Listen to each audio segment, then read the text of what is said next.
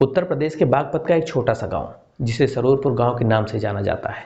ये एक ऐसा गांव है जो चारों ओर जंगलों से घिरा हुआ है। तो आज से कुछ दिन पहले आरोपी की निशानदेही पर पुलिस की टीम जंगल के चारों ओर कुछ तलाश कर रही थी और कुछ देर की तलाशी के बाद आरोपी की निशानदेही पर पुलिस की टीम ने इस घने जंगल से एक महिला का शव बरामद किया। शव पूरी तरह से सड़ चुका था।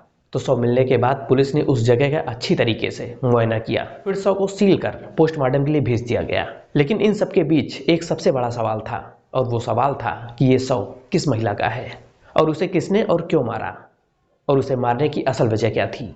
दरअसल यह हैरान कर देने वाली घटना दिल्ली के दयालपुर क्षेत्र से शुरू होती है, जहां की रहने वाली 25 साल की तैयप्पा दिल्ली के ही बार स्थित एक कैसीनो में डांस करती थी और जिस महिला का शव बागपत के जंगलों में पुलिस ने बरामद किया था वो शव उसी 25 वर्षीय महिला तैयप्पा का था। लेकिन ये भी कहा जा रहा है कि उस रात जब तैयप्पा कैसीनो में अपना काम करके वापस आ रही थी तभी वो रास्ते में अचानक गायब हो गई, जिसके बाद तैयप्पा के घर वालों ने उसकी हर जगह तलाश की। दोस्तों, रिश्तेदारों और आसपास के लोगों से हर जगह उसकी तलाश की, पूछताछ की, लेकिन फिर भी तैयप्पा का कुछ भी पता नहीं चल सका। और फिर 21 नवंबर 2025 को तैयप्पा के परिवार वालों ने दिल्ली के दयालपुर थाने जाकर बेटी तैयप्पा की गुमशुदगी की रिपोर्ट दर्ज करा दी, जहां तैयप्पा की मां का कहना था कि शायद उनकी बेटी का किसी ने अपहरण कर लिया है। जिसके बाद तत्काल पुलिस की टीम ने तैयप्पा की तलाश शुरू कर दी।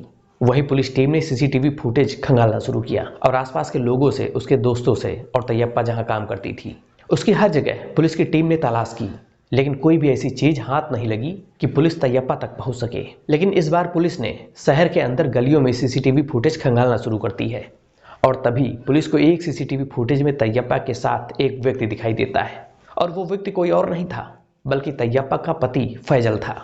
तो इसके अलावा कुछ और जानकारियां पुलिस के हाथ लगती हैं, जिसकी वजह से पुलिस का सीधा शक तैयप्पा के पति फैजल पर जाता है और फिर शक के आधार पर पुलिस ने पति फैजल को गिरफ्तार कर लिया और उससे पूछताछ शुरू कर दी, जहां शुरुआती पूछताछ में लगातार पुलिस को वो गुमराह करता रहा। लेकिन जब पुलिस ने सख्ती से उससे पूछताछ किया तो आखिरकार फैजल ने एक ऐसा खौफनाक सच बताया जिसे सुनकर किसी के भी होश उड़ जाए। जहां खबरों की माने तो फैजल से पूछताछ में ये खबर सामने आई कि उसकी पत्नी तैयप्पा दिल्ली के चांदबाग थाना दयालपुर क्षेत्र की रहने वाली थी। उसने दिल्ली में ही रहकर अपनी पढ़ाई पूरी की और वहीं पर वो पली बड़ी। लेकिन फिर वक्त के साथ साथ उसने अपनी जवानी की दहलीज पर जब पहला कदम रखा तो वो एक युवक से प्यार कर बैठी और वो उस युवक के प्यार में इस कदर डूब गई कि वो खुद से ज़्यादा उस पर भरोसा करने लगी। फिर दोनों ने शादी करने का फैसला कर लिया और फिर एक दिन आया कि जब दोनों ने शादी कर ली। लेकिन असलियत में तैयप्पा फैजल की पहली पत्नी नहीं थी बल्कि वो दूसरी पत्नी थी और फैजल अपनी पहली पत्नी को तलाक दे चुका था। अब शादी के कुछ दिनों तक तैयप्पा और फैजल की शादीशुदा जिंदगी अच्छे से चलने लगी, लेकिन समय के साथ साथ तैयप्पा का पेशा इन दोनों की शादीशुदा जिंदगी में दरार डालने लगा। असल में तैयप्पा दिल्ली के बार स्थित कैसीनो में डांस करती थी, तो फैजल शुरुआत से ही तैयप्पा के इस प्रोफेशन का विरोध करता था और आए दिन इसी को लेकर पति पत्नी के बीच झगड़े होने लगे और फिर धीरे धीरे यही विवाद बढ़ता चला गया। लेकिन फिर भी तैयप्पा ने अपना काम नहीं छोड़ा। वो रोज कैसीनो जाती, डांस करती और घर आती। अब लाख समझाने के बाद भी फैजल की बात तैयप्पा नहीं मान रही थी, तो आखिरकार फैजल ने पत्नी तैयप्पा को रास्ते से हटाने का फैसला कर लिया और अपने इसी प्लान में उसने एक 17 वर्षीय नाबालिग लड़के को भी शामिल कर लिया।